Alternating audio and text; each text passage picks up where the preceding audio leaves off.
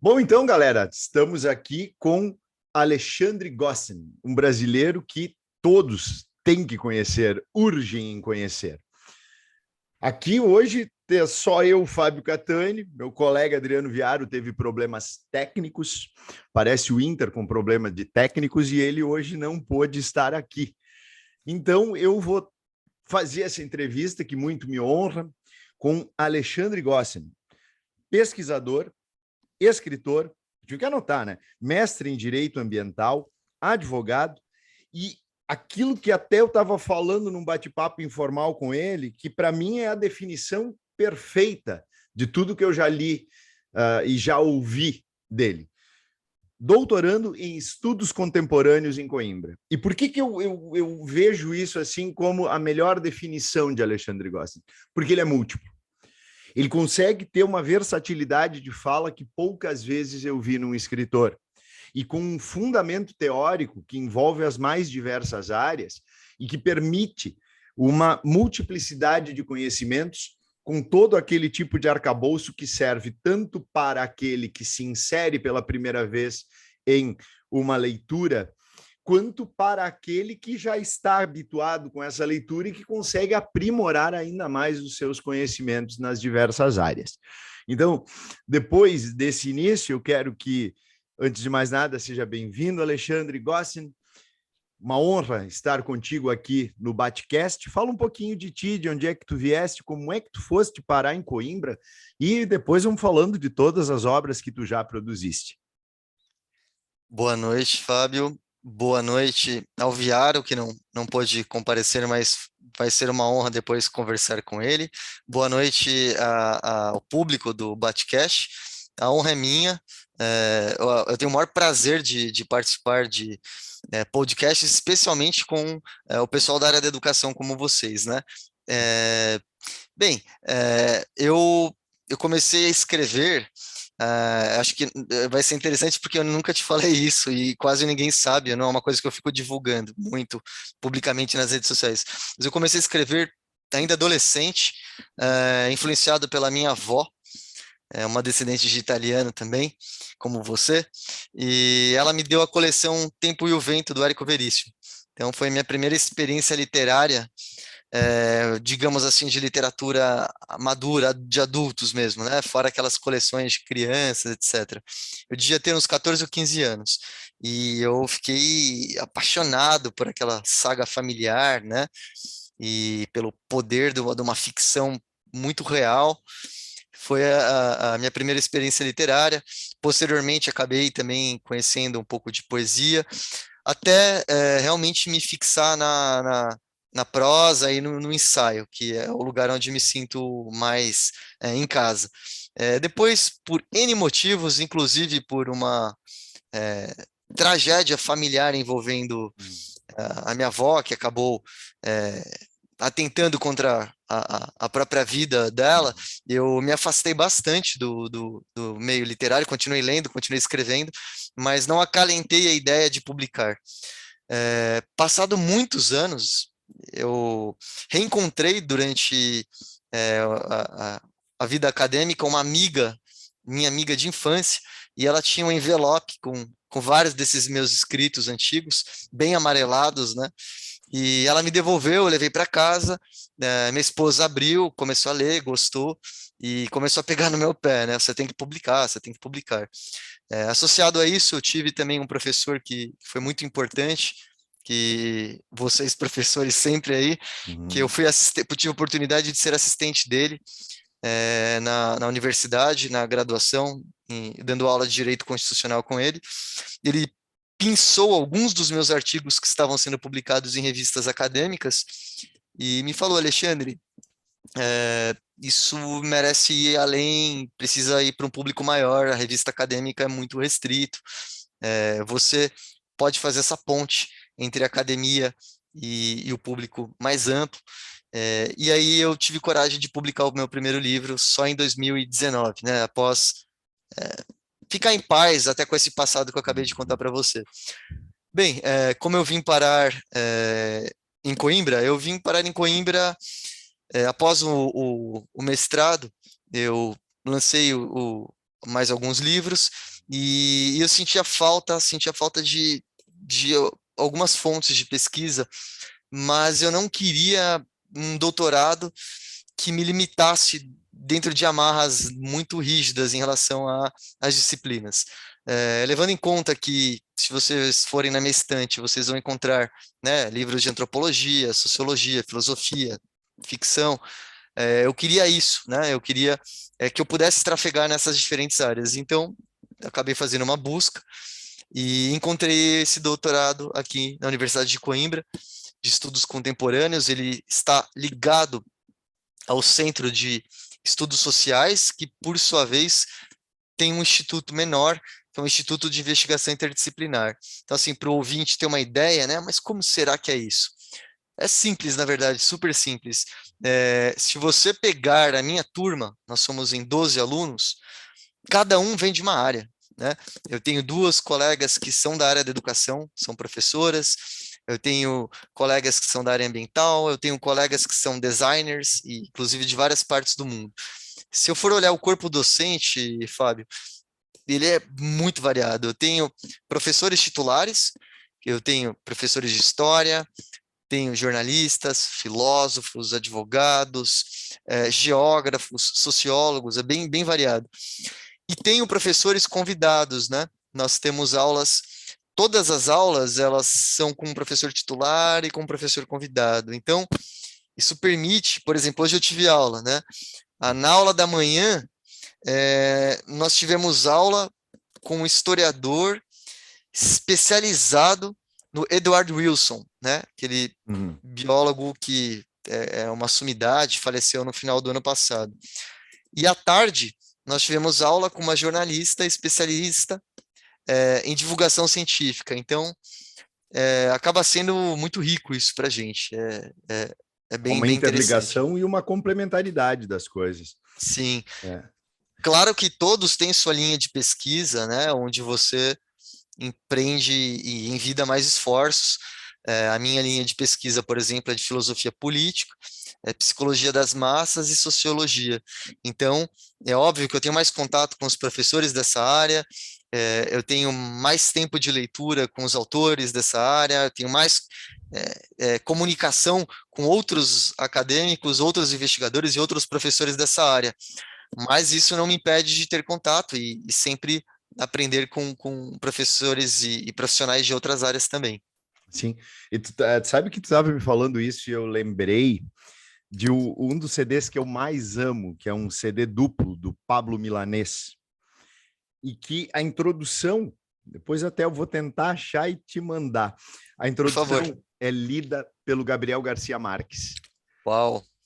E o Marques ele diz o seguinte, porque tem uma participação de Caetano, Chico, Gal e o Victor Hara e diversos, a Mercedes Sosa, que eu amo de paixão, e o Gabriel diz que a casa do Pablo parecia uma Babel, mas onde as diversas línguas, elas não apenas se comunicavam e todos se entendiam, como elas produziam juntas um florido poucas vezes se visto. E me parece que assim, o tipo de conhecimento que tu estás trazendo é uma coisa que aqui no Brasil ainda há muita restrição, e sabe que aqui no Rio Grande do Sul, em especial, nós temos uma tradição muito positivista de estudo. E quando a gente traz a própria realidade de choque para os meninos e meninas, eu sou um professor de pré-vestibular, o choque que, por exemplo, a prova do Enem, ela traz essa interdisciplinaridade, essa multiplicidade de conhecimentos que se complementam. E é muito difícil tu qualificar na área de humanas uma questão como, essa é sociologia, essa é filosofia. Não, ela é tudo.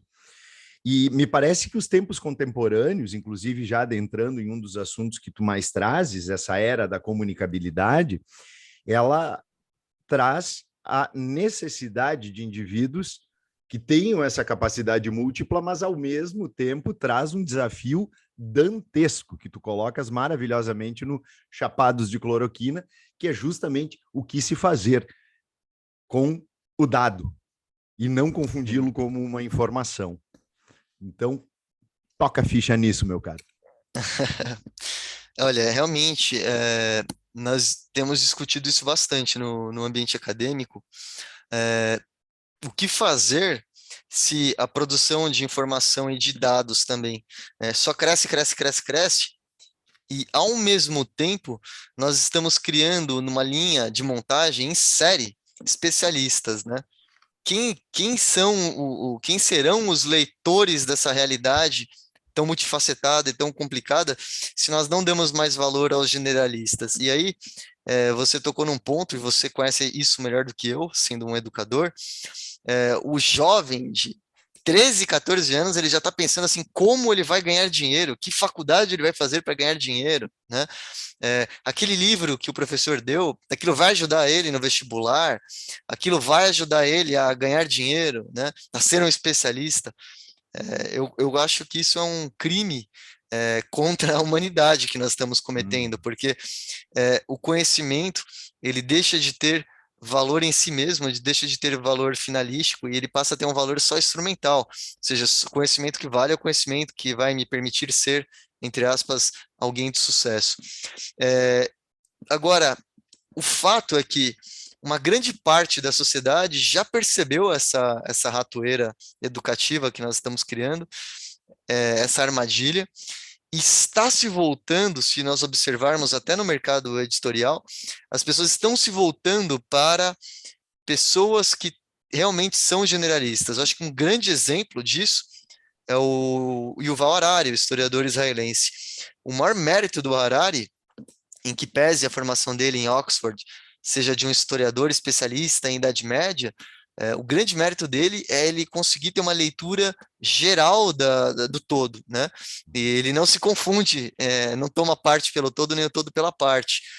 E é interessante, porque ele se torna quem ele é, não sei se o ouvinte conhece, é o autor do Homo Sapiens, ele se torna quem ele é por acidente. Ele estava em Oxford, era um professor de Idade Média, quando é muito comum nas universidades da Europa termos cursos de verão, né? Muitas vezes os estudantes continuam indo na universidade nas férias de verão, que aqui é uma coisa sagrada, por conta de algum curso, algo rápido. E o Harari foi convidado para dar um curso sobre pré-história em Oxford.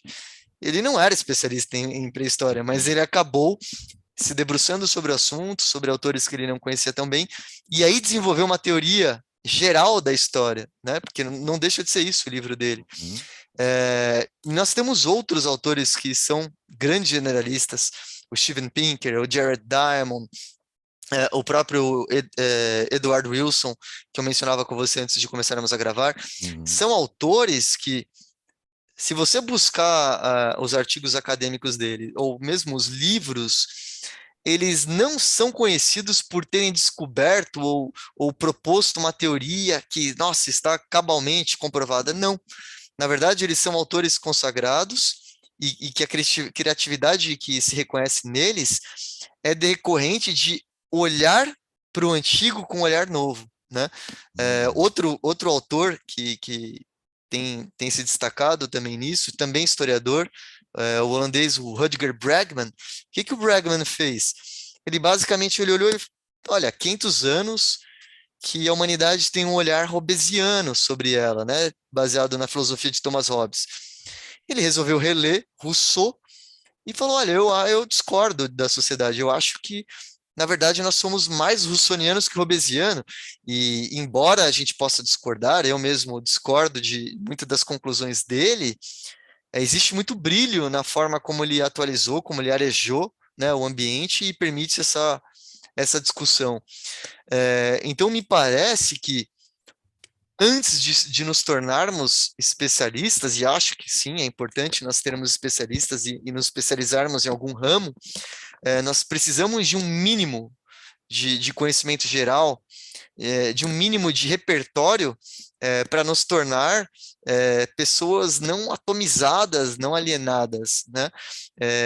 E ter mais amor pelo conhecimento, não só para que ele nos permita conseguir alguma coisa. Eu tenho certeza, Fábio, acho que você vai concordar comigo, que Leonardo da Vinci, todos aqueles renascentistas, ou mesmo os grandes filósofos da Grécia Antiga, como Aristóteles, Uhum. Sócrates, Platão, nenhum desses caras foi movido por buscar o conhecimento para ter alguma coisa em retorno, alguma coisa material, né? E todos eles tinham esse caráter universalista, essa ideia de buscar todo tipo de conhecimento possível, né? E sabe que Sim. é engraçado que tu falaste, porque eu ia te dizer, eu até anotei que 3 livros, um eu esqueci de anotar o autor e agora me perdi, mas depois eu te mando, 3 livros que a leitura dos teus me remeteram. O Novo Iluminismo, do Pinker, Sapiens, do Harari e Factfulness. Já ouviste falar? Não, esse eu não É conheço. muito bom. É um livro que traz a ideia de que fundamenta todo o teu tipo de argumentação em dados. E o Chapados de Cloroquina, ele é riquíssimo em dados. Então, antes de mais nada, justamente, usar os dados para ter a compreensão do que vem a significar uma informação. E a partir dali também quebrar os paradigmas das bolhas que a gente escolhe, porque me parece que hoje em dia as pessoas, de uma maneira geral, elas buscam a ideia da especialização, não propriamente numa capacidade de compreender profundamente algo, mas sim de se isolar em determinadas bolhas e retirar qualquer possibilidade que não esteja coadunada com aqueles argumentos que sustentam suas crenças, né? Então, a partir dali foi interessante, porque o tipo de percepção que eu tive ao te ler foi o que tu trouxeste agora. E me fala um pouco, então, vamos começar pelos Chapados de Cloroquina, depois vamos fazer um retrocesso. Claro. Como é que surgiu esse livro? Como é que surgiu essa obra? Ahn, eu acredito que Chapados de Cloroquina é o único livro dos 4 que eu escrevi que eu não escrevi porque eu quis, eu escrevi porque eu precisei. Os outros 3, eu busquei o livro, eu costumo dizer, né? Uhum. No Chapados foi diferente, ele me buscou, ele me pediu mesmo para ser escrito. Em que sentido? Qual seria ali o contexto do surgimento dos Chapados? Nós estávamos em novembro para dezembro de 2020, ou seja, não tínhamos ainda a vacina no Brasil, as vacinas já vinham sendo desenvolvidas, estavam começando a ser aplicadas nos países que compraram, que na época era Chile, Estados Unidos, Israel, Reino Unido, China, enfim, os países que largaram na frente. E após o feriado de Ação de Graças nos Estados Unidos, nós já tínhamos meios de saber que vinha chegando uma segunda onda e que ela não ia ser brincadeira. Tínhamos, inclusive, o exemplo da gripe espanhola, né, que a segunda Uhum. onda foi muito mais letal do que a primeira e a terceira. É, e o feriado de Ação de Graças, ele foi exemplar nesse sentido, porque exatamente 2 semanas depois dele, que era o período de incubação daquela cepa, houve uma avalanche de mortes nos Estados Unidos. E nós entramos em dezembro no Brasil como se nada tivesse acontecido, tivemos eleições, fizeram aglomerações durante as campanhas, começaram a vir as celebrações de Natal. Depois do que eu imaginei que poderia acontecer, aconteceu que o Réveillon foi descontrolado. E nesse meio tempo, isso num plano geral, no plano específico da minha família, nós tivemos um episódio, um acidente envolvendo minha sogra, que é uma pessoa da área da educação, como você, hoje aposentada, meu sogro também. Ela é uma especialista em deficientes auditivos e meu sogro especialista em deficientes visuais. Se Nossa. conheceram no congresso Uhum. e aí surgiu um casamento muito bonito e enfim. Ela sofreu um acidente, ela caiu, ela fraturou o fêmur e foi bem delicado. Minha esposa precisou ficar com ela na UTI porque o pai dela, já idoso, não era adequado naquele momento, não Uhum. estavam Sim. vacinados, né? O Brasil não tinha vacina porque simplesmente nosso governo estava brigando entre governo federal e governo do estado. O Butantan já havia sugerido a construção de uma fábrica há toque de caixa, mas precisaria de uma linha de crédito do governo federal, o que também foi negado.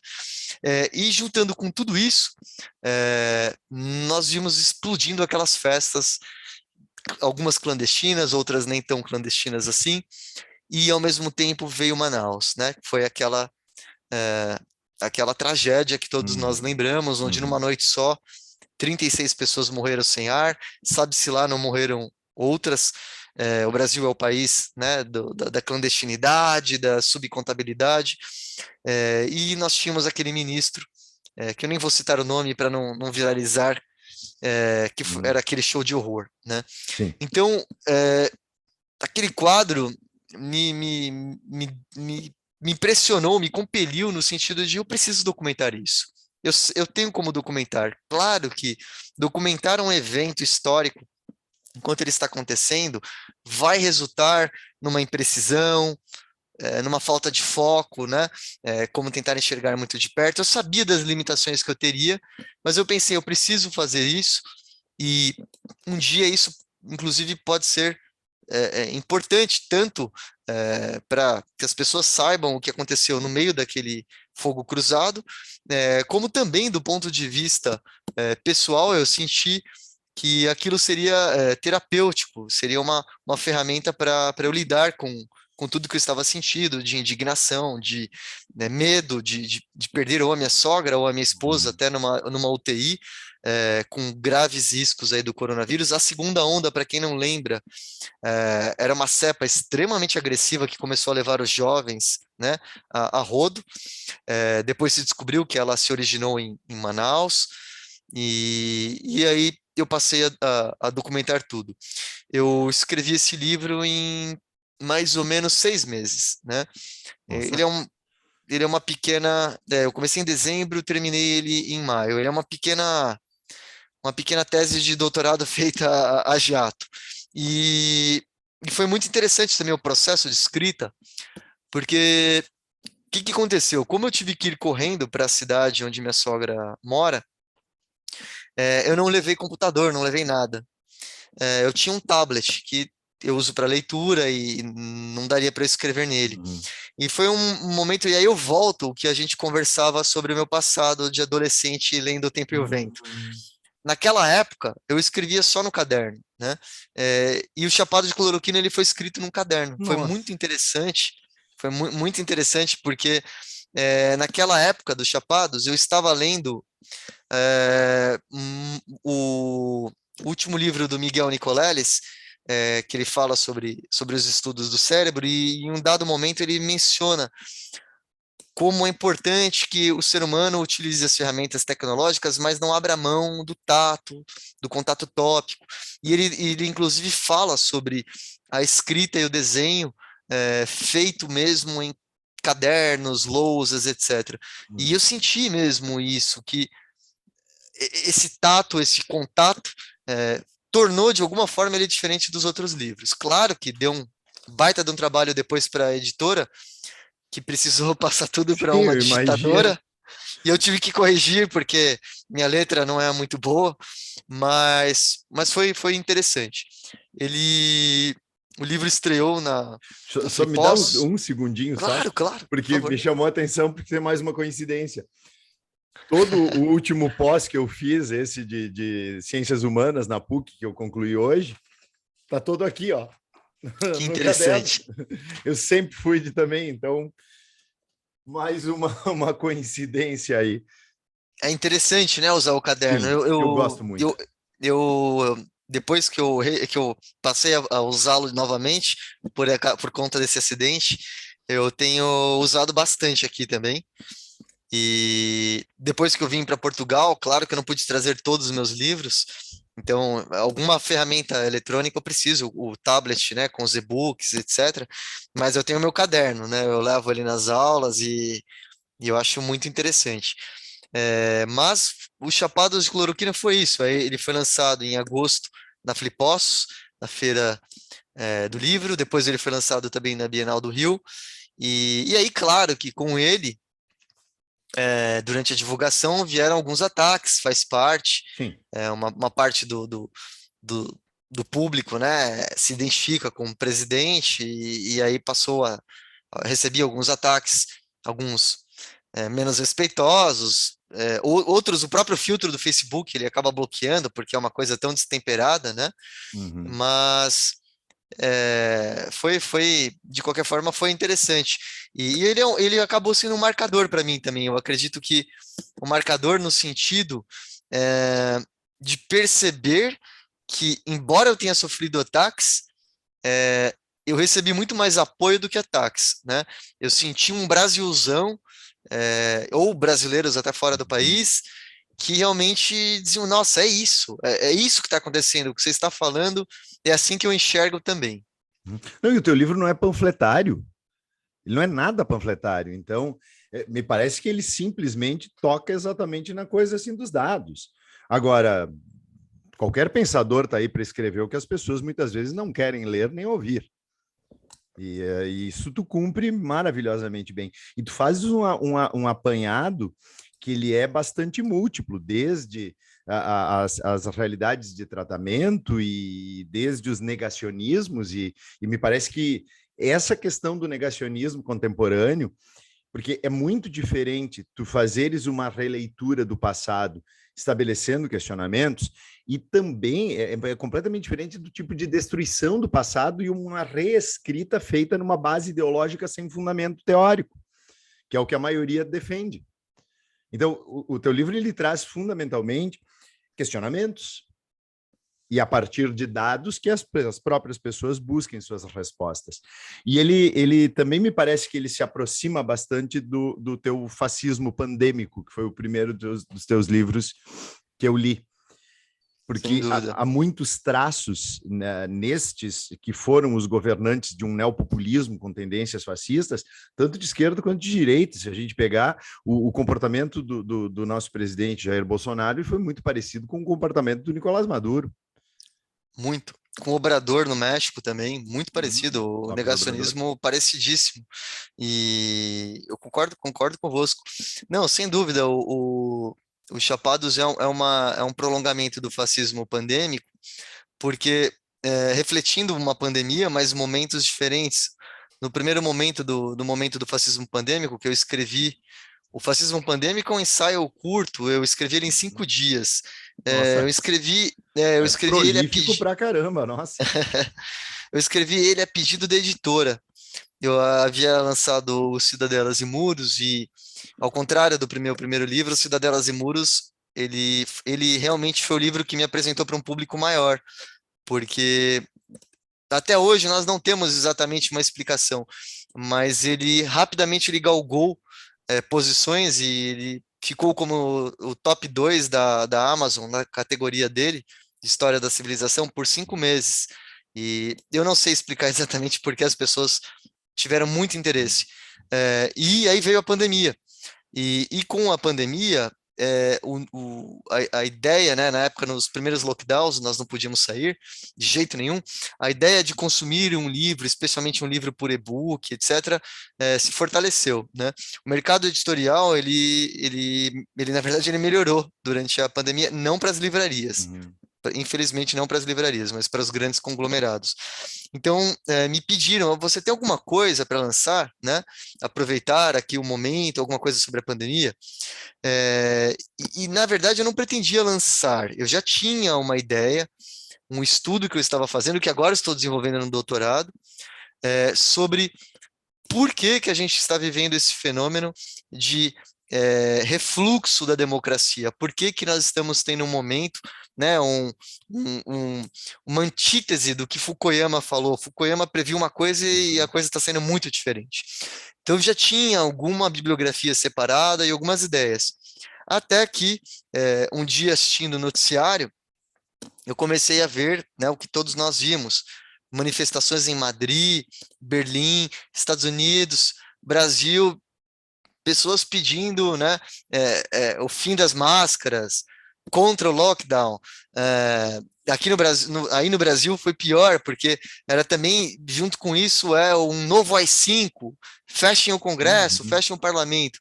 E como eu vinha estudando as ideologias políticas que surgem do iluminismo em diante, né? É uma coisa que a gente não costuma associar. As ideologias políticas contemporâneas, elas são muito recentes, elas têm não mais do que 300 anos. Então, elas são frutos da Idade Moderna, do iluminismo, da industrialização. No entanto, e a minha ideia era escrever um tratado sobre isso, no entanto, o fascismo, ele é bem diferente das ideologias rivais, né? Do liberalismo, do Uhum. socialismo, etc. Tanto Ele é é que ele um defende a animal, destruição de todas, né?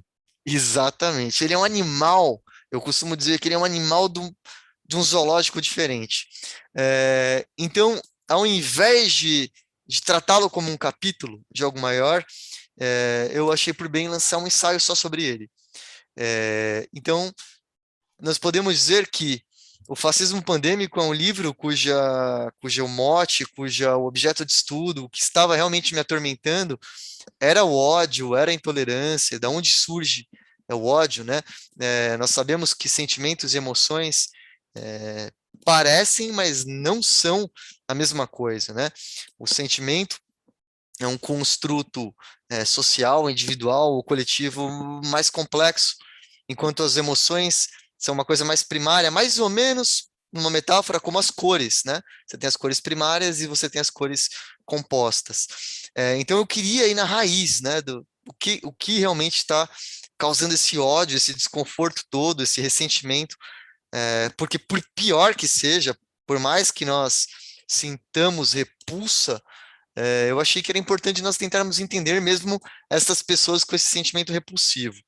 Mas existe sim uma conotação. Agora, no caso dos Chapados, o que realmente estava me causando mais estupor era o negacionismo e com ele essa falta de empatia. Como que o sujeito pode ir para uma festa com 500, 600, 1000 pessoas, igual aconteceu, ou como com festas Uhum. num cemitério, né? Enquanto nossos familiares estão adoecendo, morrendo, nossos vizinhos, nossos amigos, ou mesmo que sejam estranhos, né? Onde, em que momento que isso se perdeu, essa empatia, né?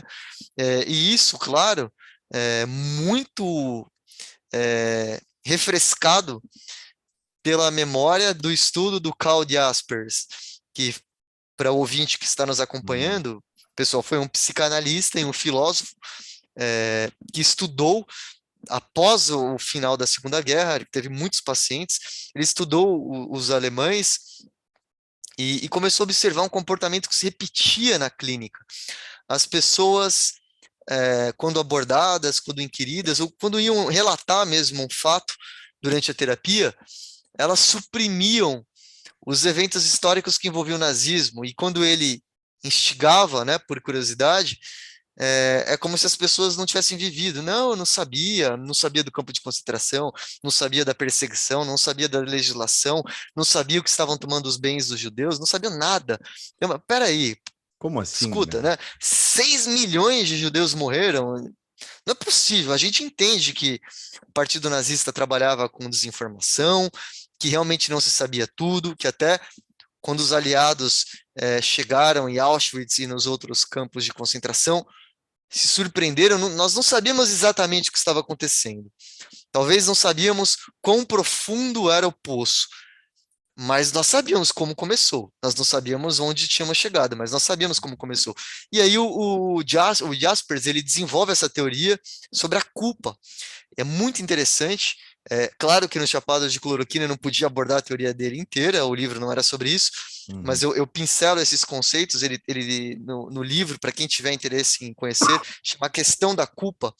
Ele Uhum. trata 4 tipos de culpa, desde aquela culpa individual, muito judaico-cristã, até uma culpa sexual mais freudiana, mas a culpa que realmente me interessava nesse livro é a culpa política. E a culpa política ela é muito interessante porque você pode pensar assim, ah, mas eu não votei em tal candidato, eu não votei no Hitler, eu não votei no Mussolini, eu não votei no Bolsonaro, eu não votei no Maduro.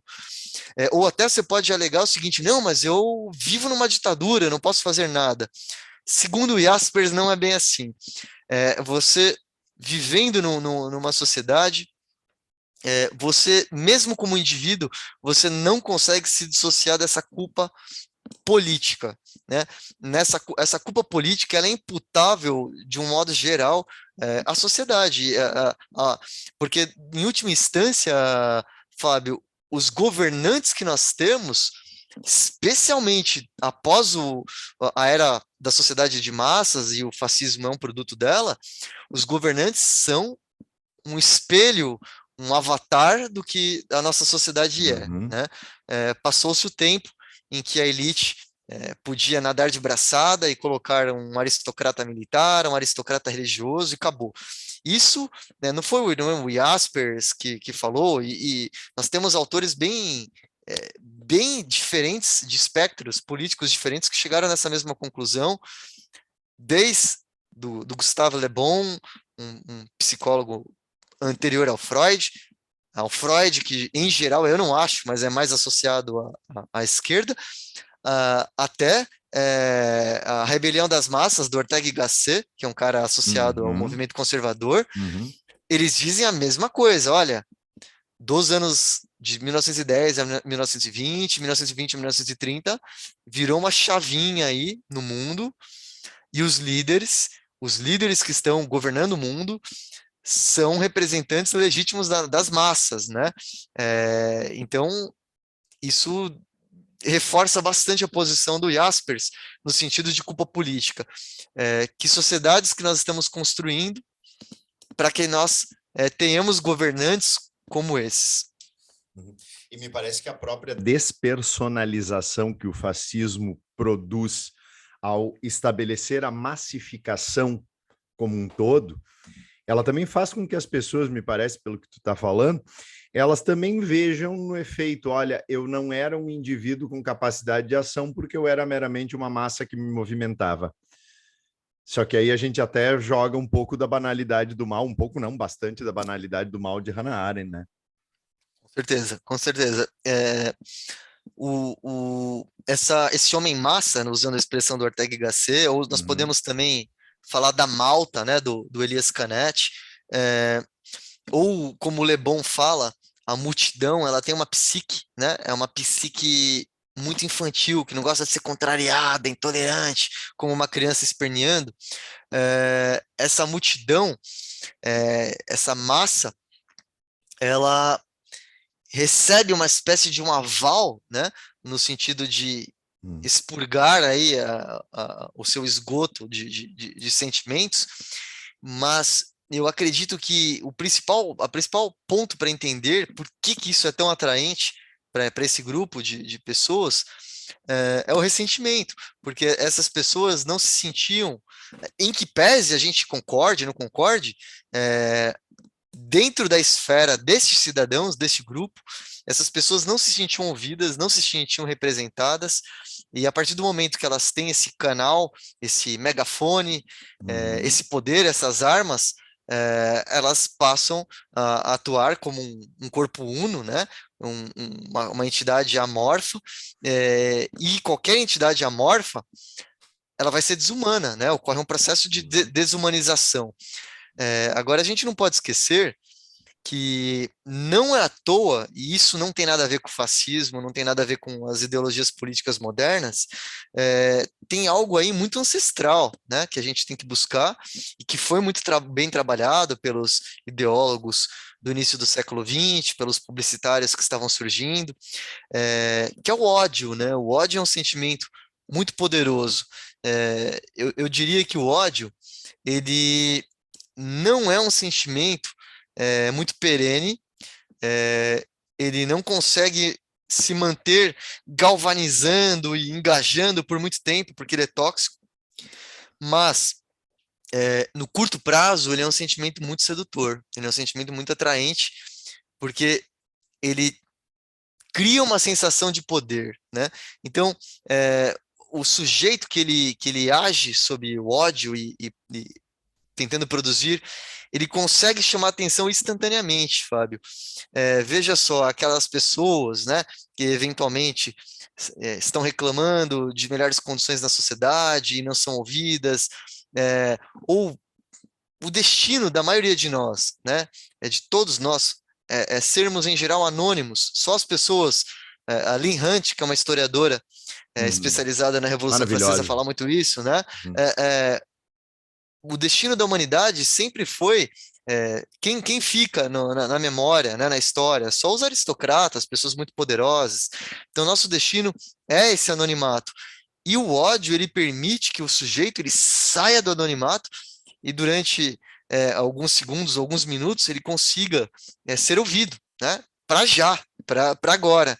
Então, ele realmente ele faz com que o sujeito se sinta muito poderoso.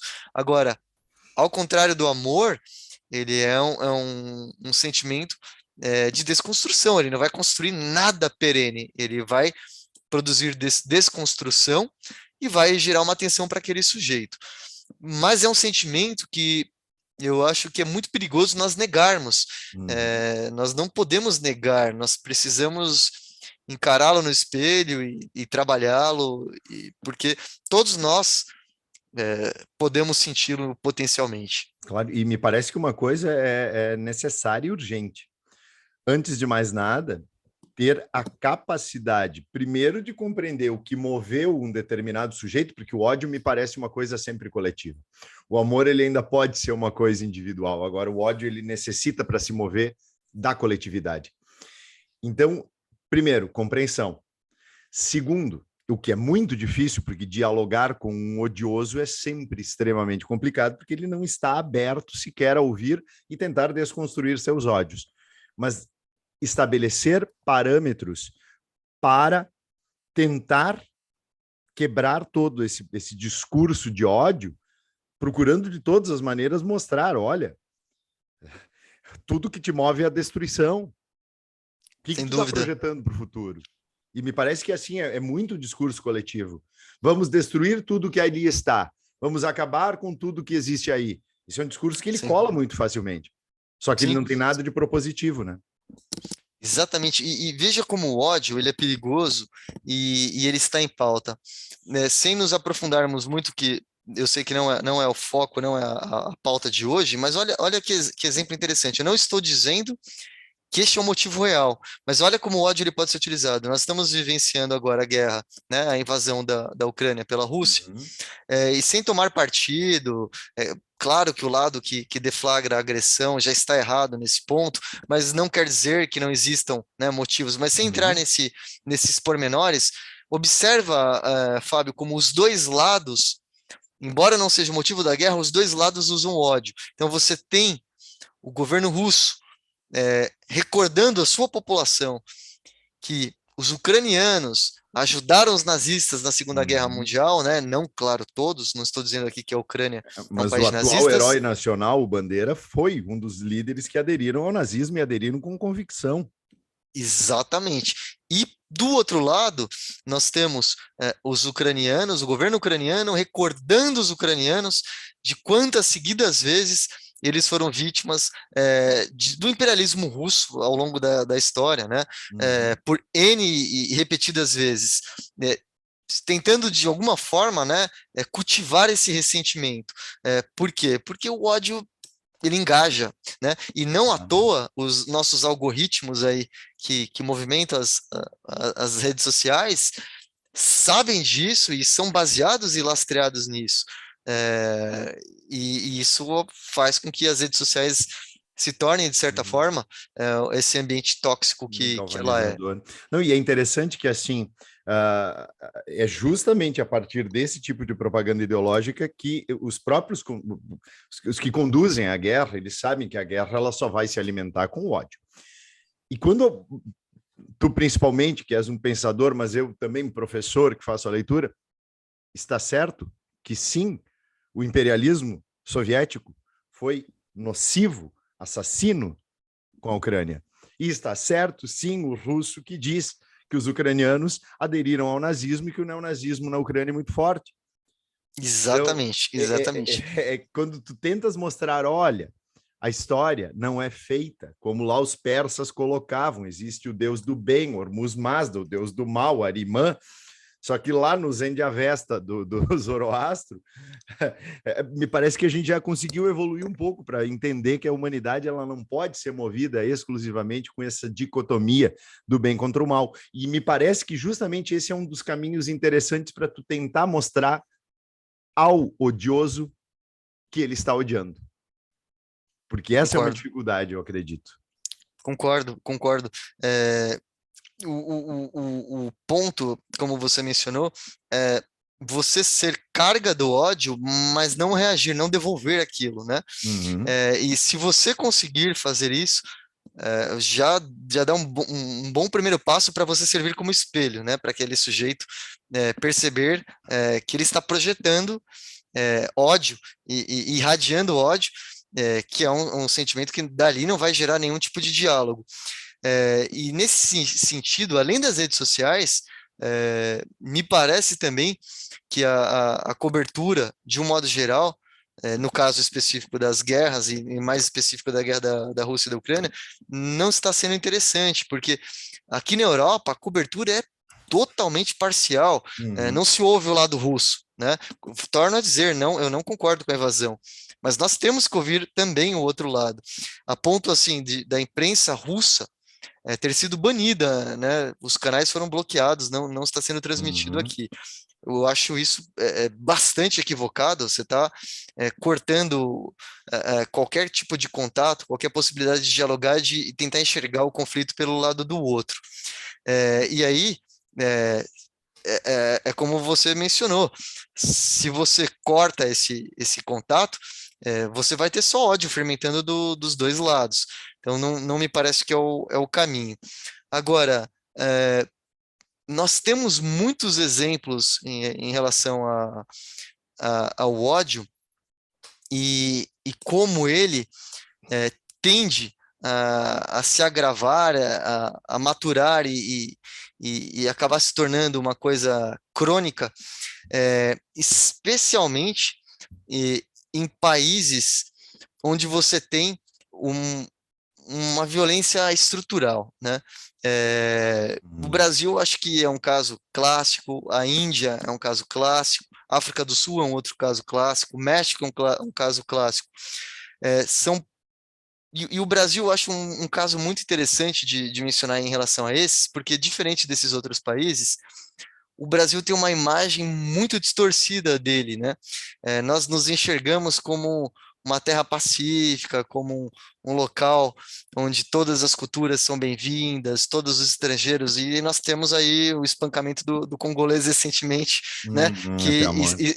está piando a nossa cara, nos recordando que nós não somos essa sociedade Uhum. pacífica. E Eu acho recentemente, desculpa te interessante. interromper, sabe Não, que não. a gente está tendo uma sequência de atitudes extremamente violentas, uma inclusive a 300 metros aqui de casa. Eu moro perto do estádio Beira-Rio, do Internacional. Claro, Colorado vem morar perto, né? Mas nós tivemos um episódio de bombardeio da torcida do Bahia contra o próprio time. Nós tivemos episódio no Mundial que o Palmeiras disputou de um homem sacar armas e começar a atirar.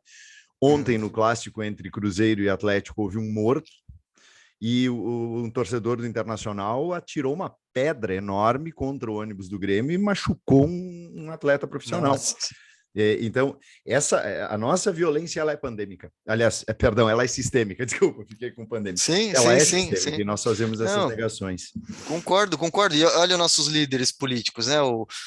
Os rapazes aí, que eu também não vou citar o nome propositalmente, Uhum. desse movimento que se diz Sim. liberal, defende a liberação, né? A descriminalização do nazismo, o outro fala essas atrocidades que ele falou em relação às mulheres de uma fila de trem que não tomam banho há dias, não se alimentam corretamente há dias também, um baita do desastre humanitário, e o que ele lembrou foi de que mulher é fácil porque é pobre, Hum. enfim, isso é reflexo e retroalimenta, né? É causa e consequência, é causa que Hum. alimenta a consequência e consequência que alimenta a causa.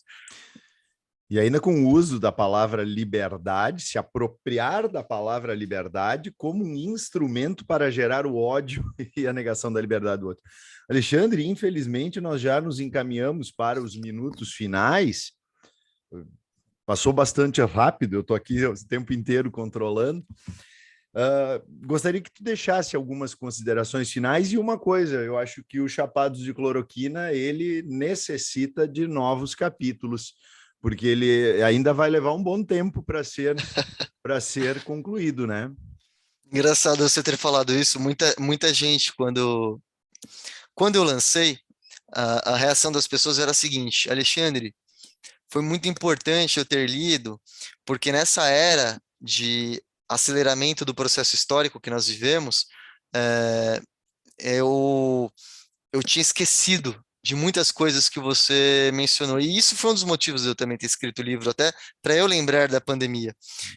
E, e as pessoas que leram um pouco depois, como é o seu caso, onde tantos fatos, a CPI, quando eu publiquei o livro, ela não tinha terminado. As pessoas dizem, Alexandre, mas você tem que escrever o volume 2. Não sei, no momento não pretendo. Talvez, quem sabe, quando acabar a pandemia, né? Até porque, Fábio, eu estou num processo de mais generalização. O fascismo pandêmico é sobre os primeiros meses da pandemia, de um modo geral, no Brasil. O Chapado de Cloroquina é sobre um período maior da pandemia, ainda no Brasil. E o meu objeto de estudo aqui ainda é sobre os movimentos autoritários que nós temos no mundo, mas ele já se expandiu um pouquinho mais, né? Eu tenho estudado a democracia de outros países também, e é a minha linha de pesquisa, é minha futura tese. Então, eu não sei, quando eu terminar o doutorado, eu vou precisar de uma folga, claro que eu devo publicar alguma coisa, mas eu ainda não sei, talvez o Brasil seja uma parte disso, mas não seja o único protagonista, né? Mas vamos aguardar os próximos capítulos, quem sabe vem um outro Chapado de E Cloroquina. tomara que a parte 2 tu já coloque. Como conseguimos vencer o discurso do ódio? Seria muito bom. E espero que não seja um elemento utópico, né? Seria muito bom, seria muito bom. E eu diria que se nós conseguíssemos canalizar o ódio, né? Canalizar o ódio de uma forma esportiva, de uma forma recreativa, de uma forma lúdica. Eu vou dar um exemplo. Guernica, né? Aquilo é o ódio canalizado numa tela, né? O próprio novo filme do Batman, do Matt Reeves ali, é a violência canalizada. Então, o ódio, nós não vamos nos livrar dele, ele faz parte da nossa vida, mas nós precisamos, né, trabalhá-lo, usar uma expressão do Freud, precisamos sublimá-lo, né? Erradicá-lo nós não vamos conseguir, mas sublimá-lo com certeza.